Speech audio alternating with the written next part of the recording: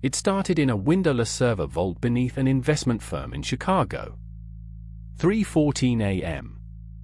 Hardware analyst Mark Vance was conducting a routine forensic audit on a totally isolated, air-gapped system. No internet. No Wi-Fi card. No Bluetooth radio. Just raw, unadulterated computing power locked inside a Faraday cage. Then, it happened. A single micro-flicker on the 34-inch LG ultra-wide desktop monitor. A brief, almost imperceptible horizontal tearing across the screen that lasted less than 4 milliseconds. Most technicians would have blamed a loose DisplayPort cable or a minor voltage drop. But Mark was running a high-speed digital logic analyzer directly bridged to the monitor's input lines. When he pulled up the trace data, his stomach dropped. Something inside the monitor had just initiated an unauthorized read command. Not from the computer's CPU, but from deep within the display panel itself. A hidden set of packets was moving across the display data channel, the ancient, overlooked protocol known as DDC-CI that lets your computer adjust brightness or contrast via software. Except these packets weren't adjusting contrast. They were probing the memory space of the monitor's internal scalar chip, a tiny, specialized processor designed purely to draw pixels on glass. Mark froze. He unplugged the main display cable connecting the workstation to the screen. The computer was now completely detached. But on the monitor screen, illuminated only by its internal power supply, a faint, hidden diagnostic overlay flashed for half a second before disappearing into pitch blackness. The message contained a hexadecimal string ending in 3 chilling letters, REC. Someone was operating inside the monitor. Mark pulled a heat gun and an anti-static spudger from his toolkit. He cracked open the sleek matte black plastic chassis of the LG unit, exposing the green printed circuit board nestled right behind the LCD backlighting. This board wasn't supposed to be smart. It was supposed to be a dumb pipe, a bridge that takes video signals from your graphics card and renders them as colored dots. Underneath a tiny aluminum heatsink sat the brain of the display, a proprietary Realtek Scalar microcontroller. This chip operates on its own dedicated flash memory, running an embedded real-time operating system that almost no user ever sees or thinks about.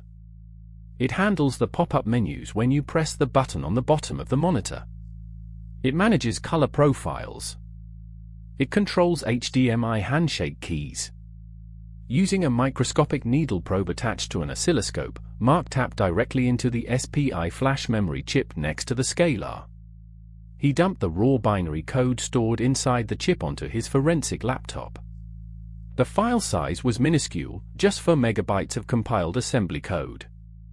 But as he began disassembling the binary, the clean standard structure of LG's factory firmware suddenly dissolved into complete chaos. Interspersed between standard display controller routines was an unauthorized, custom-compiled execution block. Thousands of lines of raw, unmapped machine code had been injected directly into the chip's memory map. This wasn't a factory glitch. This was an engineered, weaponized payload residing directly inside the monitor's silicon brain. To understand how terrifying this discovery was, you have to understand how modern displays process light. When your computer sends a frame to your screen, it lands inside a physical storage area on the Scalar board called the frame buffer. This tiny pool of high-speed RAM holds the exact visual contents of whatever you are looking at, your passwords, your private medical documents, your encrypted messages, frame by frame, 60 times per second. Normally, the frame buffer is a one-way street. Data goes in from the GPU, gets rendered on the panel, and is instantly overwritten by the next frame. But Mark's reverse engineering revealed something catastrophic. The injected firmware modified the Scalar's internal direct memory access controller. It gave the monitor the ability to clone its own frame buffer in real time. The screen was effectively taking silent, secret screenshots of itself, behind the scenes, without ever touching the host computer's operating system. No antivirus software on Earth could detect it. No endpoint protection software could flag it. Windows, macOS, and Linux were completely blind to what was happening inside the monitor chassis. The computer thought it was sending private data to a glass mirror. In reality, that mirror had a built-in memory bank that was quietly recording every single pixel. A horrifying question remained. If the system was completely air-gapped from the network, how was the captured data leaving the room? How does a compromised monitor exfiltrate stolen screenshots when it has no network card, no Ethernet port, and no Wi-Fi module? Mark set up an ultra-sensitive spectrum analyzer and a wideband radio receiver next to the open monitor assembly. He began running test patterns across the screen: pure white screens, solid black screens, rapid chessboards of alternating pixels. Suddenly, the spectrum analyzer spikes with intense electromagnetic interference in the 433 MHz band. Every time a specific image appeared on the display, the monitor's internal power supply circuitry emitted subtle, intentional radio frequency ripples. The attacker had written code that altered the high-frequency switching frequency of the display's LED backlighting. By modulating those microfluctuations at nanosecond intervals, the monitor was acting as a rogue radio transmitter. It was broadcasting stolen screen data right through the walls of the building, using the monitor's power cable as a giant broadcast antenna. Anyone parked in a van outside the facility with a tuned software-defined radio receiver could capture those invisible RF pulses and reconstruct the high-resolution images of the victim's screen, pixel by pixel, in real time. Mark needed to know where this poisoned firmware originated. Was this a targeted implant physically soldered onto this single unit, or was it something far larger? He ordered 20 identical LG monitor models from 5 different online retailers and major electronics distributors across North America and Europe. When the shipment boxes arrived at his laboratory, he systematically desoldered the SPI flash chips from all 20 units and ran binary differential analysis on their contents. The results sent a shockwave through his team. 12 of the 20 brand-new, factory-sealed monitors contained the exact same malicious code block pre-installed on their internal chips. This wasn't a localized break-in. This was a compromised global supply chain. The malicious payload hadn't been added by a burglar breaking into an office at night. It had been baked directly into the hardware during manufacturing or distribution. Someone had breached a secondary firmware repository used by scalar vendors, inserting the exploit right into the official production pipeline before the monitors were boxed and shipped worldwide. Millions of consumers, government employees, and corporate executives were buying these monitors off store shelves, unboxing them, plugging them in, and believing they were completely safe. 6 months before Mark opened up the first monitor panel, a high-frequency options trader named David Chen experienced a sudden, inexplicable financial ruin. David specialized in executing multi-million-dollar arbitrage trade seconds before quarterly earnings releases were made public. His workstation was built like a fortress, hardened Linux OS, encrypted memory, physical port locks, 0 external network connections during strategy drafting. Yet, without fail, over a 3-month period, an unknown offshore entity systematically front-ran his exact trades, buying up contracts milliseconds before David's algorithms could submit their orders. It was as if someone was looking over his shoulder every second of the trading day. David hired private cybersecurity firms. They scanned his drives. They swept his office for physical bugs. They swapped out his keyboards, his routers, his computer towers. Nothing worked. The leak continued unabated, costing his firm over $40 million. What David never thought to replace was the pair of dual 4K LG screens resting on his desk mount. The screens he stared at every day were silently encoding his confidential trade positions into subtle high-frequency light pulses, transmitting his entire wealth strategy directly into the hands of an unseen rival. How could malware jump into a display panel in the first place? Mark dove into the mechanics of display interface protocols. HDMI and DisplayPort cables don't just carry raw video streams, they also carry side-channel data buses designed decades ago, during a far simpler era of computing. The Display Data Channel Standard, created back in the 1990s, contains 0 authentication mechanisms, 0 encryption, 0 cryptographic signatures. It was built on the assumption that whatever is plugged into the end of your display cable is a trustworthy physical device. The attackers had crafted a self-propagating payload. If an already infected computer ever connected to a clean monitor via HDMI, the computer's graphics card could be forced to issue custom I2C memory write commands directly to the display's scalar microcontroller. Conversely, if a clean computer was plugged into an infected monitor, the monitor could use EDID spoofing techniques to trick the computer into executing malicious USB emulation code. The cable had become a two-way vector. The monitor was no longer just an output device. It was an active host, capable of infecting clean machines and being manipulated by compromised ones. To catch the operators behind the hack, Mark built a honeypot.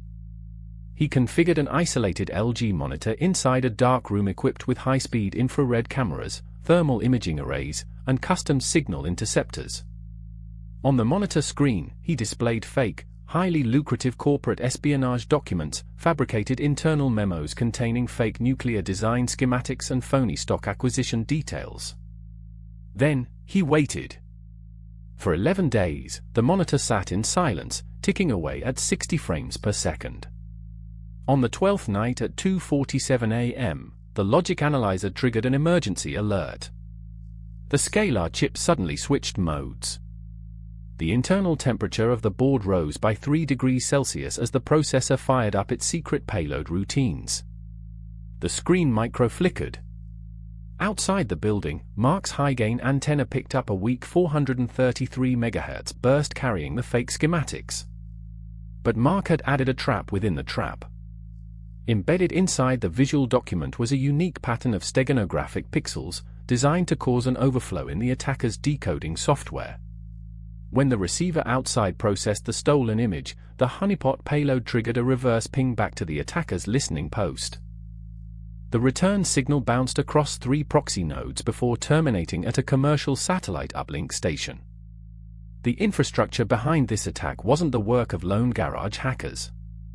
It was a massive, highly structured offensive intelligence apparatus. Mark's team mapped the network traffic. They discovered that the attacker had established a synchronized mesh network of stolen screens across the globe. Defense contractors, research labs, diplomatic headquarters, financial institutions, thousands of monitors were quietly broadcasting screen buffer telemetry into the ether. The most terrifying realization was the sheer persistence of the vulnerability.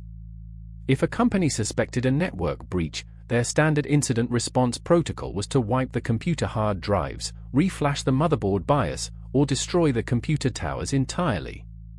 But nobody burned their monitors. The old screens were simply unmounted, placed back into IT inventory closets, and redeployed to new executives or sensitive departments, carrying the dormant malware directly into the next high-level room. As Mark analyzed the payload further, he uncovered an even more sinister feature. RF broadcasting wasn't the only method the compromised scalar used to leak data. The attackers had built a secondary optical exfiltration path that required no radio equipment whatsoever. The malware used a technique called temporal color steganography. It manipulated the least significant bits of the green and blue color channels of the display panel. By shifting pixel color values by a fraction of a percent, changes entirely invisible to the human eye, the monitor turned every video stream into an optical transmitter. If the target sat in front of their monitor during a Zoom call or Microsoft Teams meeting, the victim's webcam would capture their own monitor screen reflecting subtly off their face, their glasses, or their coffee mug, or off the wall behind them. That reflected light carried the hidden data payload. The webcam picked up the invisible high-speed color fluctuations, and any compromised video conference software on the other end of the call could decode the secret data. You could be giving a video presentation to a client, and your face reflection was leaking your private credentials. A breakthrough arrived in the form of an anonymous encrypted drop. A 90-gigabyte archive was posted to a private breach forum by a whistleblower calling themselves Nullpointer. The leak contained internal source code, architecture diagrams, and testing logs belonging to a covert mercenary hacking group operating out of Eastern Europe. Inside the archive was a master project file labeled Glass Eye. It laid out the complete design specifications for targeting display scalar microcode across multiple major hardware brands, with LG listed as the primary target due to its massive global market share in high-end ultra-wide monitors. The documents revealed that Project Glass Eye had been active for nearly 7 years.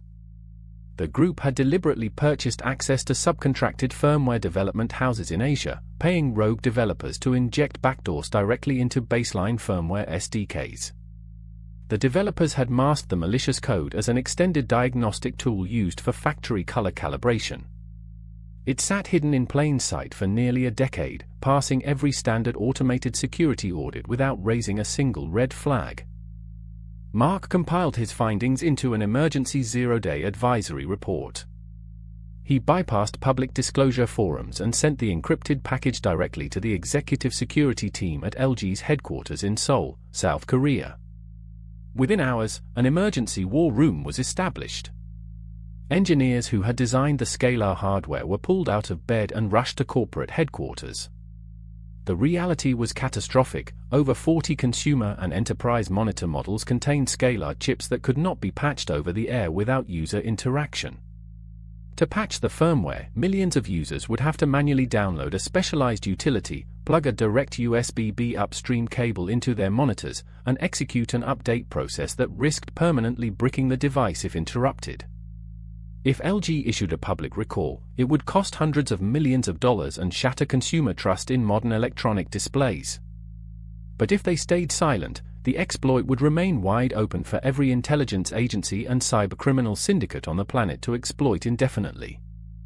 Before a universal patch could be deployed, the Glass Eye source code was leaked on darknet forums. What was once an elite state-sponsored capability suddenly became accessible to script kiddies, extortion gangs, and corporate spies for a few $1,000s in Bitcoin. Underground forums were flooded with customized payload kits. Hackers created plug-and-play tools that allowed anyone to inject monitor payloads over local Wi-Fi networks or malicious web pages using WebUSB and WebHID browser APIs. Incidents began popping up globally. A hotel chain discovered that the monitors at their reception desks were capturing guest passport details and credit card numbers right off the screen.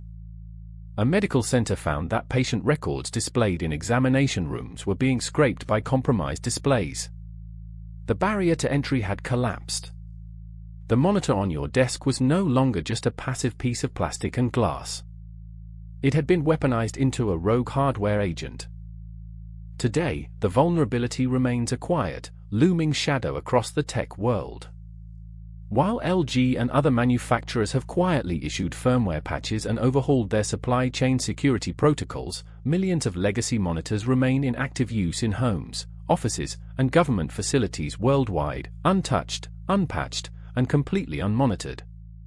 We spent decades hardening our operating systems, encrypting our hard drives, and installing webcams covers.